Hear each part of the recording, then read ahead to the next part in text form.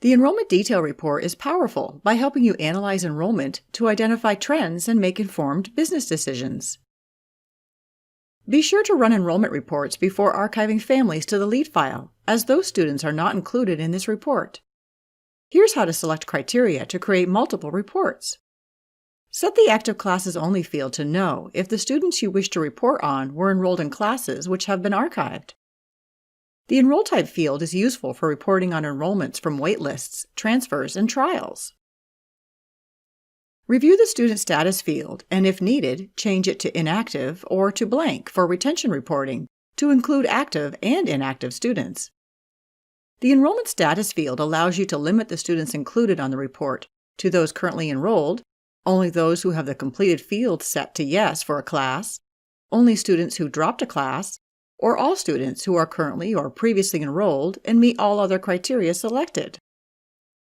Set this field to All, Current and Past Enrollments, to analyze retention or determine growth.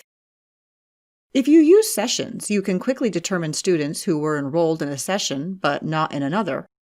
For example, who were the students enrolled in the last session who are not currently enrolled? If you don't use sessions, enter dates in the Enrollment As Of, From, and Through date fields. Run the report for each time frame and export the results to Excel to compare them.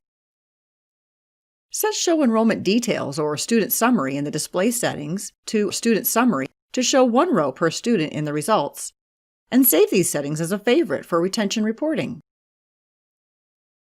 You may also send an email from the Report Results page. To report on enrollment growth using sessions, enter the older of the two sessions in the Not Enrolled in Session field, and save these settings as a favorite. If you wish, add additional search criteria, for example, by specific classes, instructor, membership type, etc. If you need to determine the number of students enrolled on a certain date or date range, use the Enrollment As Of date fields and set Active Classes Only to No, Student Status to Blank, and Enrollment Status to All with the Student Summary display setting. The Enrollment Detail Report can also report on drops when enrollment status is set to Past Enrollment, Drops Only. To include students who are not currently enrolled in any classes, change Student Status to Blank. You may quickly load your saved favorites when needed with the Favorites button. Review the highlighted fields and make changes as necessary. Refer to our Help Center for more information.